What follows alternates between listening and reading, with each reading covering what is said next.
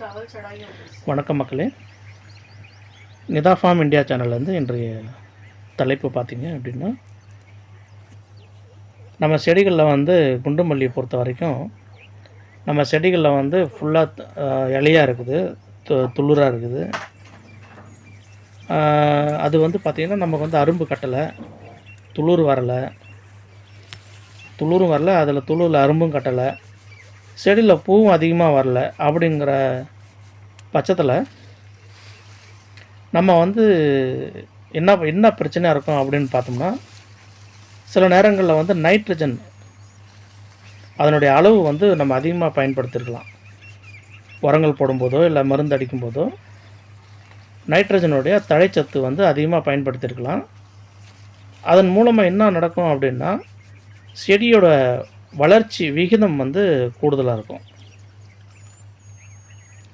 அந்த வளர்ச்சி விகிதம் கூடுதலாக இருக்கும். கூடவே வந்து பார்த்திங்கன்னா சின்ன சின்னதாக அந்த கொடிகள் மாதிரி போகிறது, அப்புறம் செடி ஃபுல்லாக பார்த்திங்கன்னா தழை வந்து அளவுக்கு அதிகமாக வந்து மூடி இருக்கும் செடிகளில்.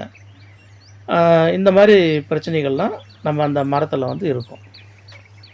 இப்போ இந்த மாதிரி பிரச்சனைகளை வந்து நம்ம வந்து சால்வ் பண்ணணும் அப்படின்னா நம்ம என்ன பண்ணலான்னு கேட்டிங்கன்னா, ஒரு 2 மருந்து வந்து நீங்கள் வாங்கிட்டு வந்து நீங்கள் முயற்சி பண்ணி பாருங்கள்.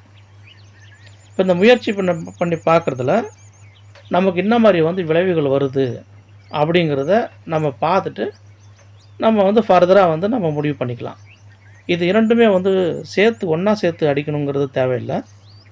நீங்கள் ரெகுலராக பயன்படுத்துகிற அதே மருந்து கூட நீங்கள் என்ன மருந்து பயன்படுத்துகிறீங்களோ அது கூட இதுவும் ஒரு அளவு சேர்த்துக்குங்க. 1 லிட்டருக்கு 2.5 ml இந்த மருந்து வந்து நீங்கள் சேர்த்து பாருங்கள். இந்த மருந்து 2மே என்ன பண்ணும் அப்படின்னா, செடிகளுடைய வளர்ச்சியை வந்து நிறுத்திட்டு அந்த செடிகளிலிருந்து அரும்பு கட்டுறதுக்கும் அந்த பூ வர்றதுக்கும் என்ன வழிவகை பண்ணுமோ அந்த வழிவகை வந்து இந்த மருந்து பண்ணும். ஒரே ஒரு முறை பயன்படுத்தி பாருங்கள். அதாவது மொத்தமாக பயன்படுத்தணும்னு தேவையில்லை. ஒரு வரிசையோ இல்லை 2 வரிசையோ நீங்கள் வாங்கிட்டு வந்து ஒரு சிறிது அளவில் நீங்கள் வந்து பயன்படுத்தி பார்த்துட்டு அதன் மூலமாக உங்களுக்கு என்ன மாதிரி விளைவுகள் வருது, நன்மைகள் எவ்வளோ இருக்குது, இல்லை நீங்கள் அடிக்கிற மருந்து இதை விட சிறப்பானதாக இருந்தால் இது தேவையில்லை, தவிர்த்துடலாம். இல்லை நீங்கள் அடிக்கிற மருந்தோட இந்த மருந்து வந்து நல்லா சிறப்பாக இருக்குது அப்படின்னா இந்த மருந்து நீங்கள் சேர்த்துக்கலாம். அதில் ஒன்று வந்து பார்த்திங்கன்னா சமத்கார் அப்படின்ற ஒரு மருந்து, நான் ஃபோட்டோ உங்களுக்கு அட்டாச் பண்ணியிருக்கேன். இந்த மருந்து வந்து 1 லிட்டருக்கு, அதாவது 1 லிட்டருக்கு 2.5 ml, 1 லிட்டருக்கு 2.5 ml அளவில் இதை வந்து நீங்கள் பயன்படுத்தலாம். அதுக்கு அடுத்தது இன்னொரு மருந்து பார்த்திங்கன்னா லிகோசின் ஒரு மருந்து. இதுவும் வந்து பார்த்திங்கன்னா 1 லிட்டருக்கு 2.5 ml, 2.5 ml வந்து மருந்தோட அளவு. இந்த மருந்து வந்து நீங்கள் பயன்படுத்தும் போது நீங்கள் கண்டிப்பாக நீங்கள் பயன்படுத்துகிற அதே பூச்சி மருந்தும் புழுக்கு மருந்தும் அதெல்லாம் சேர்த்து தான் பயன்படுத்தணும். ஏன்னா இந்த ஒரு மருந்து எல்லாத்துக்குமே வந்து இது சரி பண்ணும் அப்படின்னா பண்ணாது. அதனால் இந்த மருந்து கூட நீங்கள் என்ன பண்ணணுன்னா, இந்த மற்ற மருந்து சேர்த்து இதுவும் மேலே வந்து ஸ்ப்ரே பண்ணணும். இந்த 2 மருந்தும் நம்ம செடிகளுக்கு வந்து தேவையான அளவுக்கு ஊட்டச்சத்து கொடுக்கும். ஊட்டச்சத்தோடு சேர்த்து முதல்ல அந்த செடியோட அதிகப்படியான வளர்ச்சி இருக்குது இல்லையா, அதை மட்டுப்படுத்தும். ஏன்னா நிறையா பேருக்கு வந்து என்ன பிரச்சனை வரும்னா, செடியோட வளர்ச்சி வந்து அளவுக்கு அதிகமாக வளர்ந்துடும். இந்த அளவுக்கு அதிகமாக வளர்ந்துற பிறகு என்ன நடக்கும் அப்படின்னா, நம்ம செடியில் வந்து அதாவது ஒரு ஸ்டேஜுக்கு மேலே செடி வளர்ந்து அந்த செடியிலேருந்து நமக்கு புதுசாக அரும்பு கட்டி அந்த அரும்பெல்லாம் வெளியில் வந்து நம்ம பூவாக கன்வெர்ட் ஆகணும். இது வந்து பார்த்திங்கன்னா ஒரு சைக்கிள் மாதிரி. ஒரு வேளை நம்ம பண்ண உரங்கள்லையோ மற்றதுலையோ வந்து நைட்ரஜன் அளவு கூடி போயிருக்கிற சமயத்தில் நமக்கு என்ன தோணும்னா, செடி நல்லா வளர்ச்சி அடையுது அப்படின்னு தோணும். இந்த வளர்ச்சி அடைகிற செடியில் என்ன வரும்னா, அந்த தழைச்சத்து வெறும் செடி வளர்கிறதுக்கு மட்டுமே வந்து கான்சன்ட்ரேட் பண்ணிடும்.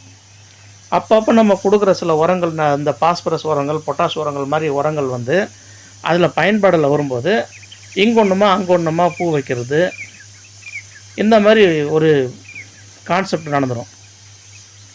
அப்போது பூ எதுக்கு பூ அதிகமாக வரணும் அப்படின்னும்போது நம்ம இந்த மாதிரி மருந்துகளை பயன்படுத்தும் போது முதல்ல அது என்ன பண்ணணும்னா, நம்ம செடியோட வளர்ச்சியை வந்து கட்டுப்படுத்திட்டு அது வந்து பூக்கிறதுக்கு என்ன வேணுமோ அது அந்த வேலை நடக்கும். இப்போ இந்த வேலை நடந்தால் மட்டும்தான் நமக்கு ஒரு பூவோட எண்ணிக்கை வந்து கூடுதலாக இருக்கும். 2வது பூ அதிகமாக வரும். நம்ம செடிகளில் வந்து இங்கே ஒன்றுமா அங்கே ஒன்றுமா பூ வைக்கிறது வந்து ஒரு பெரிய விஷயம் கிடையாது. ஆனால் நம்ம செடிகளில் வந்து வர பூ வந்து நல்லா நெருக்கமாக கட்டணும்.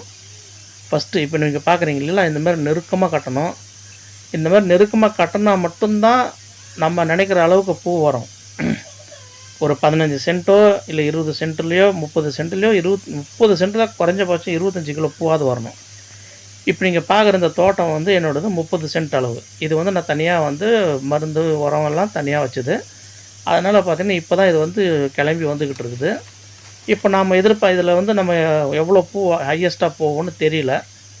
இப்போ தான் ஒரு நேற்றுலேருந்து தான் பூ இப்படி ஸ்டார்ட் ஆகிருக்கு. ஒரு 3 கிலோ வந்துக்கிட்டு இருக்குது இப்போது. இன்றைக்கி வந்து ஒரு 3 கிலோ ஸ்டார்ட் ஆகிருக்கு. இன்றைக்கி 3-3.5 கிலோ ஸ்டார்ட் ஆகிருக்கு. போக போக தெரியும். ஒரு 30 சென்ட்டில் ஒரு 3 கிலோ வந்திருக்கு. இன்னும் போக போக 25 கிலோ தொடணும் ஹையஸ்ட்டாக போனால் கூட. பட் இருக்கிற அந்த அரும்பும் மற்றதெல்லாம் பார்க்கும்போது போகும் அப்படின்னு தான் தோணுது எனக்கு. ஆக இப்போ வந்து பார்த்திங்கன்னா அரும்பு பறிக்கும்போது இங்கே ஒன்றுமா அங்கே ஒன்றுமா தான் பறிக்கிறாங்க. அதுக்கு இவ்வளோ கிலோ வருது. இப்போ மொத்த அரும்பு திரண்டு வந்துருச்சுன்னு வச்சிங்களேன், நம்ம எதிர்பார்க்குற மகசூல் வந்து கிடைக்கும் அப்படின்னு நினைக்கிறேன். கிடைச்சிருங்கிறது உறுதியான தெரியல, அதை சொல்கிறேன். இப்போ நம்ம ஏன் இந்த விஷயத்தை வந்து இவ்வளோ தெளிவாகவும் இவ்வளோ விலாவரியாக நம்ம பேசுகிறோம் அப்படின்னா, உரங்கள் போடும்போதும் சரி, மருந்து அடிக்கும்போதும் சரி, சமநிலைப்படுத்த தெரியணும். எந்த சமயத்தில் என்ன மருந்து அப்படிங்கிறத நம்ம ஓரளவுக்கு வந்து கணிக்கணும். பூ அதிகமாக வர சமயத்தில் நம்ம கொஞ்சம் துளுருக்கு தேவையான நைட்ரஜன் கண்டென்ட் ஓரியன்டாக இருக்கிற மருந்தெல்லாம் கொஞ்சம் அளவில் வந்து நிறையாவே குறைக்கணும். ஏன்னா நான் முன்னாடி சொன்னேன் பார்த்தீங்களா, அந்த நைட்ரஜனுடைய அளவு வந்து கூட கூட நமக்கு வர பெரிய பிரச்சனை என்னென்னா, செடியை வந்து பூக்கிறது நிறுத்திட்டு வளர்ச்சியில் வேகத்தை காட்டும். இப்போ என்னுடைய தோட்டத்திலே ஒரு பகுதி வந்து பார்த்திங்கன்னா, கொஞ்சம் ஒரு கொடியிலே வந்து பார்த்திங்கன்னா ஒரு மீடியம் சைஸ் கொடின்னு சொல்லலாம். அந்த மாதிரி ஆயிடுச்சு. நான் வந்து இந்த NPK கொஞ்சம் அதிகமாக பயன்படுத்தின காரணத்தினால என்ன ஆயிடுச்சுன்னா, அந்த ஒரு பர்டிகுலர் ஒரு பிளேஸ் மட்டும் என்ன ஆயிடுச்சு, ஒரு 1/2 அடி அளவுக்கு வந்து கொடி மாதிரி, அது கொடின்னு சொல்கிறதா இல்லை துளுர்னு சொல்கிறதா கூட தெரியல எனக்கு. அப்படி ஒரு வளர்ச்சி அடைஞ்சு அதில் வந்து அரும்பு கட்டிடுச்சு. ஸோ அந்த அளவுக்கு ஒரு வளர்ச்சி விகிதம் வந்து நமக்கு தேவையா அப்படின்றத நமக்கு போக போக தான் தெரியும். ஏன்னா நமக்கு அந்த மாதிரி வளர்ச்சி வந்து அதில் நெருக்கமாக வந்து நமக்கு அரும்பு கட்டணும்.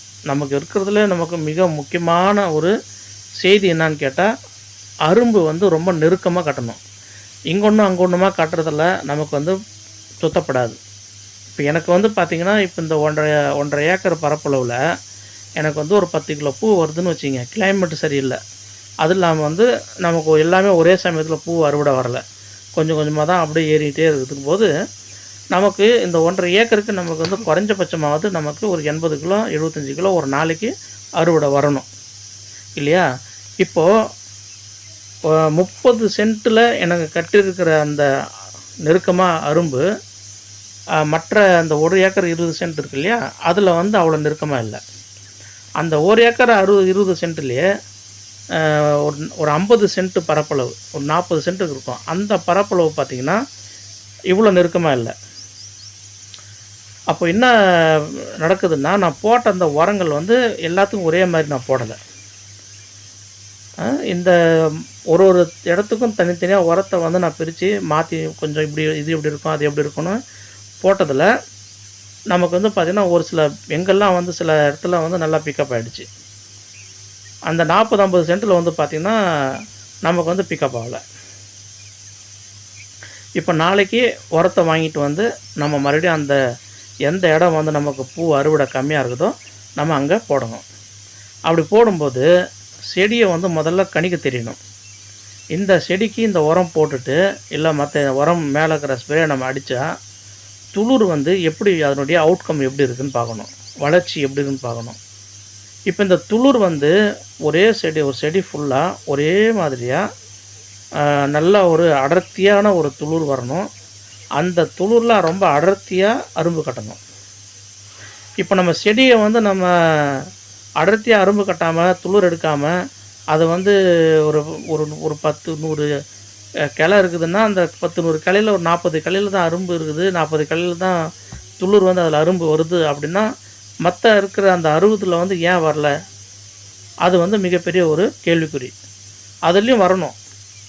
நம்ம வந்து இங்கொன்னு, அங்கொன்னுமா பறிச்சு நம்ம வந்து பெருசாலாம் சாதிச்சிட முடியாது. இப்போ 30 சென்ட்டுக்கு 25 கிலோ பூ, 30 கிலோ பூ வரணும் அப்படிங்கிறது வந்து அதான் தேரி. அதான் கரெக்டான விஷயம். அப்போ நம்ம செடிகள்ல வந்து போதுமான அளவுக்கு வரல அப்படின்னா, அப்போ நம்ம என்ன பண்ணணும்?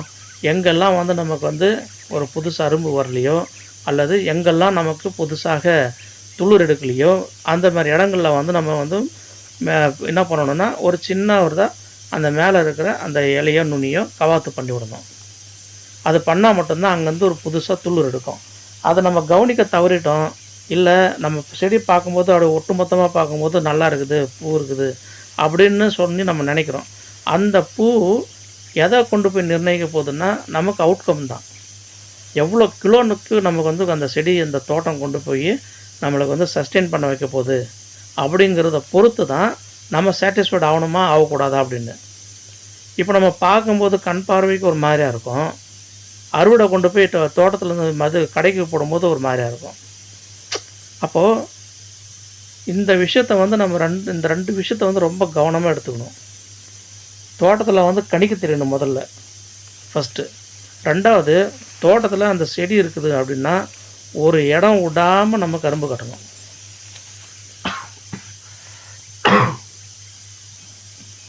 ஒரு சின்ன இடம் கூட நமக்கு மிஸ் ஆகக்கூடாது. அந்த மாரி நமக்கு அரும்பு கட்டினா தான், அப்போ தான் நமக்கு வந்து பூ வந்து நம்ம எதிர்பார்க்குற அளவுக்கு வரும். இப்போ வந்து ஒரு ஒரு செடி பறிக்கிறாங்க, இல்ல ஒரு வரிசை பறிக்கிறாங்க அப்படின்னா, அந்த தோட்டத்தில பறிக்கிற அந்த நண்பர் யாராக இருந்தாலும் சரி, ஒரு வரிசை அப்படியே தாண்டும்போது, இல்ல 2 வரிசை தாண்டும்போதுல 1 கிலோ பூ வந்துடணும் கையில. அப்படி ஏறுனா தான் ஒரு 30 சென்ட்டு எனக்கு வந்து 60 வரிசை இருக்குது. இந்த 60 வரிசை நமக்கு ஒரு 2 வரிசைக்கு குறைஞ்சபட்சம் 1 கிலோ பூவாவது கையில வரணும். அப்படி இருந்தா 30 கிலோ பூ. அப்போ நம்ம என்ன பண்ணணும்னா, இப்போ நான் என்ன பண்ணுவேன் அப்படின்னா, நான் என்ன பண்றேன்றத சொல்றேன். ஒரு 2 வரிசைக்கு பூ வரும்போது என்ன பண்ணுவோம்னா, அது தனியா ஒரு இடத்துல ஒரு கவர்ல போட்டு நம்ம கட்டி வைக்கணும். வைக்கும்போது ஏன்னா இப்போ நம்ம தோட்டத்தில இடத்தட்டு இல்ல. இந்த பூ நான் கொண்டு போய் மார்க்கெட்ல போடும்போது, மற்ற எல்லா பூவும் கொண்டு போய் போடுறது, இந்த 2 வரிசையில இருக்கிற பூவ மட்டும் நான் தனியா எடை போட்டு பார்ப்பேன். அப்போ நான் டெய்லி எடை போட்டு பார்த்து, அப்புறம் ஒண்ணா போட்டு மொத்த எடையும் எழுதி வச்சுட்டு வந்துருவாங்க. இந்த மாரி நான் பார்க்கும்போது 2 வரிசைக்கு இன்னைக்கு எவ்வளோ கிலோ பூ வந்தது? 1/2 கிலோ வந்துச்சா? 1/4 கிலோ வந்துச்சா? 1 கிலோ வந்ததா? நாளைக்கு எவ்வளோ வந்தது? அப்போது குறைஞ்சபட்சத்துலேருந்து ஆரம்பித்து அதிகபட்சமா எவ்வளோ பூ நமக்கு 2 வரிசை கொடுக்குதுன்னு பார்க்குறோம். இப்போ நமக்கு எங்கே பிரச்சனை வரும் அப்படின்னா, இன்னைக்கு 1, 2 வரிசை பார்த்தோம். நாளைக்கு 3, 4 வரிசை பார்க்கணும். 3ஆம் தேதி 5, 6 அந்த வரிசை பார்க்கணும். அதுக்கப்புறம் 4ஆம் தேதி 7, 8 வரிசை. இப்படி ஒரு நாளைக்கும் தள்ளி தள்ளி இருக்கிற வரிசையில் இருக்கிற பூவை நம்ம வந்து கணிக்கணும். அப்போ நம்ம எப்படி கரெக்டாக கண்டுபிடிக்கலான்னா, இந்த வரிசைக்கும் இந்த வரிசைக்கும் ஏன் வித்தியாசம் வருதுன்றதை நம்ம அப்போ தான் புரியும். இந்த வரிசை பூ கம்மியாக வருது, இந்த வரிசை பூ அதிகமாக வருது. அடுத்த வரிசை வந்து பூ கம்மியாக வருது, அடுத்த வரிசை பூ அதிகமாக வருதுன்னா, அப்போ சம்திங் ப்ராப்ளம். நம்ம தோட்டம் வந்து நம்ம நினைக்கிற மாதிரி ஒரே பேரலாக இல்லை. அப்போ என்ன பிரச்சனைன்னா, பூ சில செடிகள் அதிகமாக இருக்குது, சில செடிகள் கம்மியாக இருக்குது. அப்போ அந்த பிரச்சனை வந்து என்ன? அந்த பர்ட்டிகுலராக நம்ம வந்து ஒரு வரிசை நம்ம நீட்டாக நம்ம கவனித்து பார்க்கும்போது, நோய் தாக்குதல் ஏதாவது அட்டாக் ஆகிருக்கா செடிக்கு? இல்லை அந்த பர்ட்டிகுலர் அந்த பிளான்ட்டு ஏன் இவ்வளோ கம்மியாக பூ இருக்காங்க? அப்படின்னு நம்ம வந்து கணிக்க தெரியணும். கணிச்சதுக்கு கூட இல்லாமல் நம்ம ஊட்டச்சத்து போடும்போது, நம்ம அந்த பிளான்ட்டுக்கு ஸ்பெஷலாக வந்து கொஞ்சம் கேர் எடுத்து ஊட்டச்சத்து கொஞ்சம் அதிகப்படுத்தணும். எல்லாத்துக்கும் நம்ம வந்து ஒரு 5 கைப்பிடி போடுறோம் அப்படின்னு வச்சுங்களேன், இந்த செடிக்கு வந்து ஒரு கைப்பிடி சேர்த்து போடணும். கண்டிப்பாக அது ஊட்டச்சத்து குறைபாடாக தான் இருக்கும். அது இல்லாட்டி அது ஒரு மாதிரி செடி இருக்கிறதுக்கு வாய்ப்பில்லை. அப்போ நம்ம இந்த பிரச்சனையை வந்து ஒரு 60 வரிசையில் ஒரு 30 வரிசை பாதிக்கு பாதி நமக்கு இந்த மாதிரி பிரச்சனை இருந்து நமக்கு அந்த 30 வருஷம் மட்டும் பூ வந்ததுன்னா நமக்கு என்ன எதிர்பார்க்கலாம்? 30 கிலோ வர இடத்துல 10 கிலோ தான் வரும். மற்ற தோட்டத்தில் இருக்கிற நண்பர்களுக்கு 30 கிலோ வருது, நமக்கு 10 கிலோ தான் வரும். அப்போ 10 கிலோ நம்ம பூ எடுக்கிறோம் அப்படின்னா நமக்கு வந்து ஒரு மாதம் ஃபுல்லாக பூ வந்தால் மட்டும்தான். இப்போ சப்போஸ் யாராவது 30 சென்ட் யாராவது போட்டிருக்காங்க அப்படின்னா ஒரு 10 கிலோ 10 கிலோ 10 கிலோ ஒரு 10 நாள் வருது 100 கிலோ. மீதி 20 நாள் பூ நின்று போச்சு. மறுபடியும் வந்து துளிர் எடுத்து அரும்பு கட்ட போகுதுன்னு வச்சுக்கோங்க. அப்போ அந்த 100 கிலோ பூ ரூ. 250 300 போச்சுன்னா ரூ. 30,000. நம்மளோட செலவு இருக்குது, வண்டி செலவு இருக்குது, நம்ம களை எடுக்கிற செலவு இருக்குது. கூட நம்ம வந்து பூ பறிக்கணும் அப்படின்னா அதுக்கு 2 பேர் 3 பேர் தேவைப்படுவாங்க. ஒரு நாளைக்கு அவங்களுக்கு ஒரு ரூ. 500 நம்ம தந்தாகணும். ஒரு 10 நாளைக்கு வந்து அவங்க வந்து நம்ம தோட்டத்தில் 10 15 நாளைக்கு வந்து பூ எடுக்கிறாங்க அப்படின்னா அவங்களுக்கு நம்ம வந்து ஒரு 5000 7,000 இல்லை 8,000 நம்ம தரணும். குறைஞ்சபட்சம் ஒரு 5,000 வச்சுக்கிங்க. ஒரு 30 சென்ட்டுக்கு மருந்தோட செலவு ஒரு ரூ. 10 வச்சுக்கிங்க. 15,000 ஆச்சு. மீதி 15,000 நமக்கு இருக்குது. இந்த 15,000 நமக்கு ஒரு நாளைக்கு நம்ம ஒரு ரூ. 1000 கணக்கு போட்டால் நம்மளோட உழைப்பு இருக்கு இல்லையா, ரூ. 1000 கணக்கு போட்டால் 30,000, இன்னும் 15,000 குறைவுது. அது போக நம்மளோட லாபம் எங்கே இருக்குது? நம்மளோட உழைப்புக்கு நம்ம காசு எடுக்கிறோமே தவிர நமக்கு லாபம் எங்கே இருக்குது? அப்போது என்னோடய பிளான்ட்டை வந்து நான் ஒரு 40 சென்ட் நான் சொல்லியிருந்தேன் இல்லையா, இதை வந்து எனக்கு ஃபீல் ஆச்சு.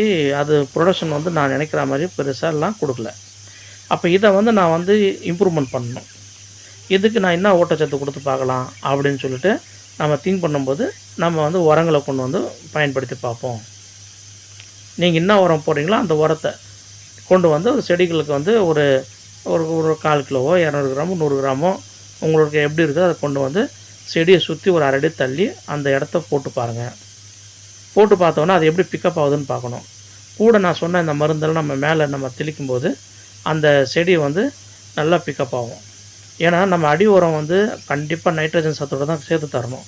இப்போ என்பிகே உரம் மாதிரி நம்ம தரோம் அப்படின்னா அதில் தவிர்க்கவே முடியாது, நைட்ரஜன் கலந்து தான் இருக்கும். அப்போ அந்த நைட்ரஜன்றது செடியோட வளர்ச்சியை ஊக்கப்படுத்தும். நம்ம மேலே தர அந்த மருந்து அதனுடைய செடி நல்லா படருமே தவிர அதிகமாக வந்து கொடி ஓடாது. அப்போ அந்த கொடி ஓடாமல் இருந்தாலே நமக்கு வந்து பூ ஓரளவு கட்ட ஆரம்பிக்கும். அப்போ அந்த கட்டுற அந்த பூ வந்து எந்த மாதிரி ஒரு தரத்தில் அந்த அரும்பு கட்டுது அப்படிங்கிறது டே 1லேருந்து நம்ம ஃபாலோ பண்ணினே இருக்கணும். அப்படி கட்டலை அப்படின்னா என்ன பிரச்சனைக்காக இருக்கும் அப்படிங்கிறது ஓரளவுக்கு நம்ம தெரிய வரணும். ஒருவேளை உங்களுக்கு ஃபோட்டோவோ வீடியோவோ எடுக்க முடிஞ்சால் அதை எடுத்து ஒரு நல்ல ஒரு மருந்து கடையில் கொண்டு போய் நீங்கள் காட்டலாம்.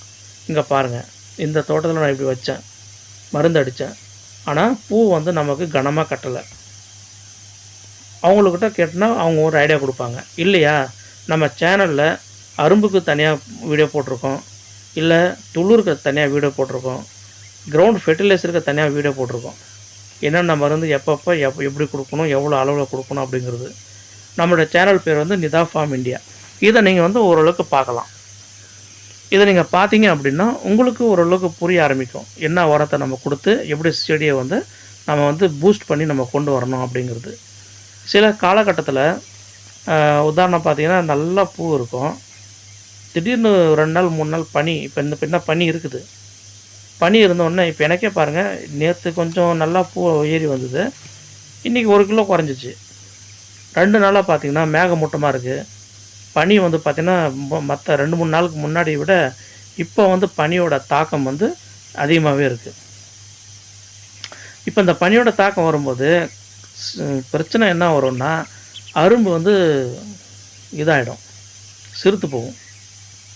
அந்த பனியில் வந்து அந்த அரும்பு வந்து பெருசாலாம் டெவலப் ஆகலை. அப்படி டெவலப் ஆகாத பட்சத்தில் அந்த அரும்பு வந்து சிறுத்து போகிறதுனால நமக்கு எடையும் ரொம்ப கம்மியாக வரும். 2வது நம்ம அந்த பூ நம்ம பறிக்கிறோம் இல்லையா, அதுவும் வந்து பார்த்திங்கன்னா கொஞ்சம் சிரமம் உண்டாகும், கொஞ்சம் சிரமத்தில் வரும். ஏன்னா அது சின்ன சின்ன பூவை நம்ம பறித்து கொண்டு போய் மார்க்கெட்டில் போடும்போது நமக்கு தோணும், இன்றைக்கி நான் கூட நினச்சேன் இன்றைக்கி ஒரு 10-20 கிலோ மேலே போகும்னு நினச்சேன், பட் போகலை. ஏன்னா பூ பார்க்கும்போது அவ்வளோ அதிகமாக இருந்தது, எடை போட்டு பார்த்தா நாம் நினச்ச மாதிரி இல்லை. ஏன்னா அரும்பெல்லாம் பார்த்திங்கன்னா சிறுத்து போச்சு. நம்ம அரும்பு சிறுத்து போச்சு, நம்ம வந்து இன்றைக்கி அறுவடை நாளைக்கு வரும் அப்படின்னு நினச்சி நம்ம அதை தவற விட்டோம்னா நாளைக்கு போகும்போது பார்த்தீங்கன்னா அந்த அரும்பு வந்து மலராக மலர்ந்து நிற்குது. அப்போ அந்த மலராக மலர்ந்து நிற்கிறது ஒன்று நமக்கு பொருளாதார நஷ்டம் ஃபஸ்ட்டு. 2வது நமக்கு நஷ்டம் என்னன்னு கேட்டிங்கன்னா, அந்த பூ மலருது இல்லையா, அது சில நேரங்கள்ல அது அப்படியே ஒரு மாரி அழுகி, அதுலேருந்து பூச்சி தாக்குதல் வந்து நிறையா உட்கார ஆரம்பிக்கும். அதனால் அந்த மாரி பூ நீங்கள் வந்து பறிக்கிற சமயத்தில் தென்படுது அப்படின்னா, அது நீங்கள் கண்டிப்பாக கையால் வந்து அதை உதறிட்டு போயிடுங்க. ஏன்னா நீங்கள் அதை வந்து எப்போ நீங்கள் அதை கிள்ளி போடுறீங்களோ, அப்போ அந்த இடத்துல தான் வந்து நமக்கு புதுசாக துளிர் வரதுக்கு அது ஸ்டார்ட் ஆகும். இல்லாட்டி அது தானாக பழுத்து கீழே கொட்டுறதுக்கு 2 நாள் 3 நாள் ஆகுதுன்னா வேஸ்ட்டு தான். அதனால் நம்ம இதுமாரி பார்க்கும்போது அதெல்லாம் தட்டிவிட்டு போயிடுங்க. 2வது சில இடத்துல வந்து காம்பு மாதிரி இருக்கும். அதில் பூ இருக்காது, அரும்பு இருக்காது. வந்திருக்கலாம், மேபி அது கருகி போயிருக்கும். இப்போ அந்த மாதிரி இடம் நீங்கள் பார்த்தீங்க அப்படின்னா, அழகாக அந்த இடத்த வந்து அதை உடச்சிட்டு போயிடுங்க. அப்படி நீங்கள் உடைச்சா மட்டும்தான் அது அங்கேருந்து துளிர் எடுக்கும். இல்லைன்னா அந்த காம்பு, இந்த பச்சை கலரில் இந்த கூம்பு இருக்கு இல்லையா, இந்த கூம்பு எப்போ அது வந்து காய்ஞ்சி அதாவது மக்கி கீழே விழுதோ, அதுக்கப்புறம் தான் அங்கே துளிர் எடுக்க ஆரம்பிக்கும். அது வரைக்கும் அது வந்து பார்த்திங்கன்னா, அந்த கூம்புக்கு தான் சத்து போயிட்டுருக்கும். அதை வாழ வைக்கிறதுக்கு அது ட்ரை பண்ணிகிட்டே இருக்கும் செடி. அப்போ நம்ம அந்த கூம்பு வந்து என்ன பண்ண போகிறோம், அதுலேருந்து மொக்கோ இல்லை பூவோ ஏதோ ஒன்று ஆயிருக்கும். அப்போ அந்த வெறும் கூம்புக்கு மட்டும் அந்த சத்து போயிட்டே இருக்கும். எப்படியாவது மேலே வரும் மேலே வரும், எங்கேருந்து மேலே வரப்போகுது? அப்போ அது தேவையில்லாமல் நமக்கு வந்து கால விரயம். அந்தமாரி நீங்கள் பார்த்தீங்கன்னா உடனே அதை உடச்சி போட்டுடணும். 2வது கொடி மாதிரி ஓடுதா, அந்த கொடியில் எங்கேயும் அரும்பு இல்லையா, கண்டிப்பாக அந்த செடி என்ன ஹைட்டில் இருக்கோ அந்த ஹைட்டில் கட் பண்ணி போட்டுருங்க, அதை உடச்சி போட்டுருங்க. இதை மட்டும் நம்ம தொடர்ந்து பண்ணணும். இல்லாட்டி என்ன வரும்னா, நம்ம நினைக்கிற மாதிரி பூ வராது. ஒரு மருந்தும் உரமும் கொடுத்தா மட்டும் எல்லாமே சரியாயிடும் அப்படிலாம் கிடையாது. அதுக்கு மேலே வந்து பார்த்திங்கன்னா இந்த லாஜிக் சென்ஸ்லாம் இருக்குது. இதெல்லாம் நம்ம கண்டிப்பாக பயன்படுத்தணும். பயன்படுத்தாத வரைக்கும் நமக்கு என்ன பிரச்சனை வரும்னா, அரும்பு நல்லா ஏறும், ஒரு 10 நாள் நல்லா பூ கொடுக்கும், அதுக்கப்புறம் பார்த்திங்கன்னா பூ நின்றுடும். நீங்கள் மறுபடியும் அந்த அரும்பும் துளிரும் கொண்டு வரணும், மறுபடியும் அதிகப்படியான ஊட்டச்சத்து கீழே கொடுக்கணும். சில நேரத்தில் பூ வர நேரத்தில் நம்ம ஊட்டச்சத்து கொடுத்தாலும் பிரச்சனை வந்துடும். ஏன்னா மறுபடியும் புழு தாக்குதல் வந்து அதிகமாக அடிச்சிடும். அதனால் வந்து இந்த மாதிரி பிரச்சனைகள்லாம் நம்ம இருக்குது அப்படின்னா, அதை வந்து நம்ம கொஞ்சம் இதெல்லாம் ரொம்ப எளிமையான விஷயம். நம்ம தோட்டத்தில் வேலை செஞ்ச வரவங்களுக்கு வந்து நம்ம சொன்னோம்னா அவங்க செய்ய மாட்டாங்க. பூ பறிக்கிறதுல தான் அவங்க ரொம்ப கவனமாக இருப்பாங்களே தவிர, இதெல்லாம் வந்து அவங்க பெருசாலாம் எடுத்துக்க மாட்டாங்க. நம்ம தான் என்ன பண்ணணும், ஒரு நாளைக்கு ஒரு மாலை நேரத்தில் பூவெல்லாம் எடுத்து முடிச்சதுக்கப்புறமா கொஞ்சம் மாலை நேரமாக வந்து பார்த்து செடிகள் பக்கம் போயிட்டு, இதுமாரி பிரச்சனை இருந்தால் அப்படியே கொஞ்சம் கிள்ளி போட்டுக்கினே போயிடணும். விடக்கூடாது அதை.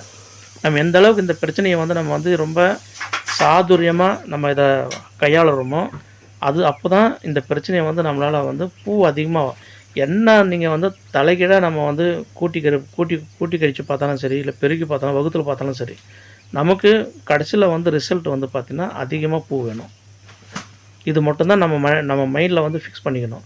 இந்த அதிகமாக நம்ம அந்த பூ வந்தால் மட்டும்தான் நம்மளால் சர்வைவல் பண்ண முடியும். இல்லைனா இன்றைக்கி விற்கிற விலைவாசிக்கெல்லாம் ஆளுங்களுக்கு சம்பளம் கொடுத்து மருந்து செலவு பண்ணி நம்மெல்லாம் லட்சங்களில் பணம் எடுக்கணும்னா நமக்கு அரும்பு நல்லா திரளணும், அரும்பு அதிகமாக கனமாக அதிகமாக கட்டணும். இதை வந்து பேசிக்காக நீங்கள் வந்து திங்க் பண்ணி வச்சுக்கிங்க. அதுக்கெல்லாம் எப்படி வழிமுறை இருக்குன்றதுக்காக தான் இவ்வளோ நேரம் வந்து நான் மூச்சு மூட்டை பேசின்னு இருக்கேன். ஏன்னா மருந்து மட்டும் சொல்லிவிட்டு கடந்து போகிற விஷயம் இல்லை. இதில் நிறைய உள்ளே இருக்கிற அந்த அறிவியல் பூர்வமான சில விஷயங்கள்லாம் இருக்குது. அது நம்ம தோட்டத்தில் நம்ம தம்பி என்ன பண்ணுவாங்கன்னா, ஆளுங்கள்லாம் பண்ண மாட்டாங்க. எவ்வளோ சொன்னாலும் அவங்கலாம் பண்ண மாட்டாங்க. நம்ம தம்பி அதுக்குன்னு ஒரு நாள் மெனக்கெடுத்து நிற்பாப்புல. நின்றுட்டு எங்கெல்லாம் கொடி ஓடி இருக்குது, உள்ளெல்லாம் கொடி ஓடி இருந்தால் குனிஞ்சு அதெல்லாம் எடுத்து கட் பண்ணி போட்டுருவாப்புல.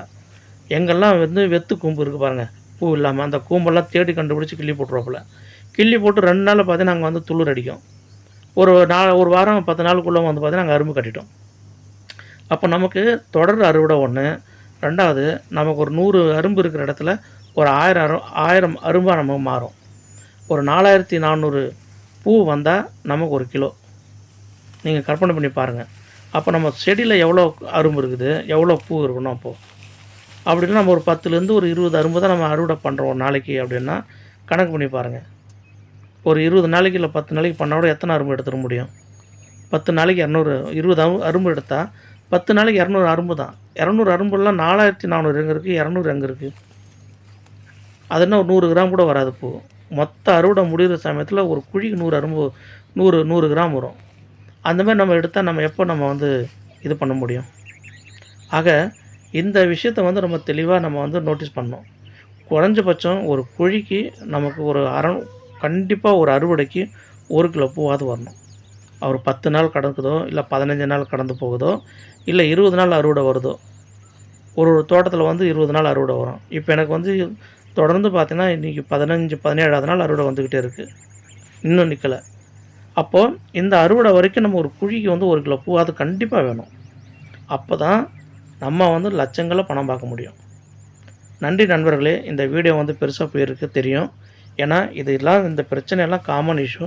இதெல்லாம் நம்ம வந்து ரிசால்வ் பண்ணா தான் நம்மளால பூ எடுக்க முடியும். இந்த மருந்து நீங்க வந்து ட்ரை பண்ணி பாருங்க. இந்த ஃபோட்டோ நான் அட்டாச் பண்ணியிருக்கேன். இது வந்து 1 லிட்டருக்கு 2.5 எம்எல் தான். கணக்கு வச்சுக்கங்க. 2ம் ஒண்ணா அடிக்கக்கூடாது. ஒரு வாரம் இது, அடுத்தது அந்த மருந்து சேர்த்து அந்த மாரி அடிச்சு பாருங்க. வாழ்க வளமுடன். Thank you. Please subscribe to my channel. Bell icon button press பண்ணிக்கங்க.